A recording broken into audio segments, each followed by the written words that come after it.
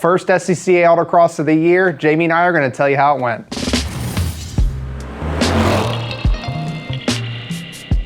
As you all may remember, last year we had the Black Mach 1 out for the DSC Sport testing, our MagneRide controller, which has been flying off the shelves. Really cool to see all those owners out there that are running this controller with our Steeda high performance calibration. But we want to continue to push the calibration and see what we can do to make the car even faster. So naturally we took the Mach 1 out to an Autocross here with the Red Hills region.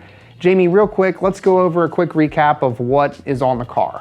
It's got our dual rate MagneRide springs on it, our adjustable sway bar, comp rear sway bar, bump steer kit in the front, Autocross alignment specs, Yokohama AO52s, and some Hawk brake pads. Pretty basic setup, honestly. Nothing race car really about it, with the exception of the more aggressive pads. But all in all, it's a street car. It's got all the creature comforts. Still got air conditioning, that's all that counts.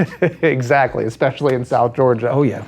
But with that said, we wanted to take this out. We had some little tweaks we wanted to do to the calibration to see how we can better handle high speed transitions. So what we're talking about is, in an autocross situation, you have a slalom, right? And you're tossing the car back and forth, trying to get through that slalom as quickly as possible. What we're trying to do here is mitigate some of that body roll using the MagneRide system. What we're trying to do is use the MagneRide system to help control the weight transfer of the car and increase the amount of grip we have. And in addition to that, throughout the day, we were kind of fighting the 10-speed transmission a little bit. We've had plenty of experience with this 10R80, both in the the Twister Orange Mach 1 as well as the Black Mach 1 out on track at Florida International Rally and Motorsport Park. Out on track, you're talking about smooth transitions, working your way through a corner. Autocross, it's a little bit, actually, it's a lot quicker. Everything's happening much quicker, your inputs are much harsher. So with that said, we were fighting the 10 speed a little bit, and throughout the day, Jamie, we kind of had to, I guess, wrap our heads around it. And by the end of the day, we were actually manually shifting using the paddle shifters to kind of try to keep the car in gear so we wouldn't come out of a corner and you slam the accelerator pedal and it downshifts 2 gears and you take out the timing equipment.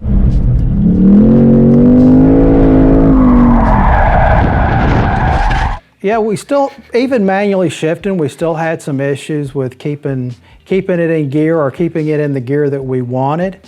But all in all, it improved what the car was doing, but we still got a little bit of tweaking to do on that.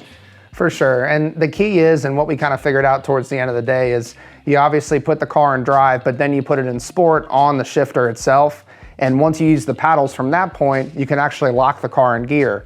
So for most autocross situations, we're not really moving incredibly fast. So third gear, for the most part, kind of got the job done for us. For the most part, second and third. Second gear ran out pretty quick on that course. Third gear was the one we stayed in the most. So let's check out our fastest runs of the day.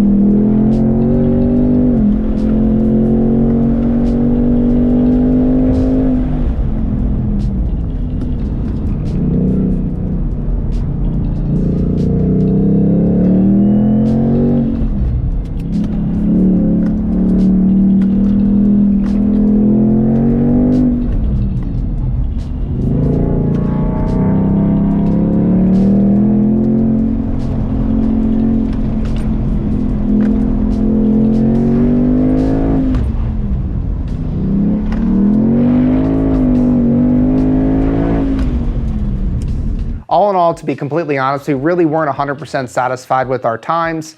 Both of us drove slower than we normally would have, given the group of racers that we were racing with, that we regularly race with in the Red Hills region. Yeah, we gave up quite a bit of time with the automatic, trying to hunt the right gear, waiting for it to shift, and even a 1/10 of a second here, a 1/10 of a second there, it all adds up in an autocross course to the point that you wind up a second behind wondering how you got there. Or a couple cones along the way. With that said, we know that there's a lot more we can learn behind the wheel of the A10 and continually tweaking the MagneRide suspension. We do know that the changes we made today were a huge step forward in mitigating that weight transfer from side to side, especially in those quick transitions. Jamie, do you have anything else to add?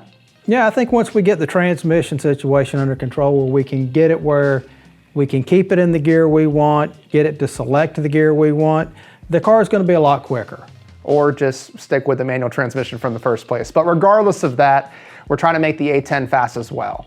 Comment below and let us know your thoughts, what else you want to see from this Black Mach 1 or anything else on the Steeda YouTube channel. Hit us up right here at Steeda.com for all of your Mustang and Ford performance needs.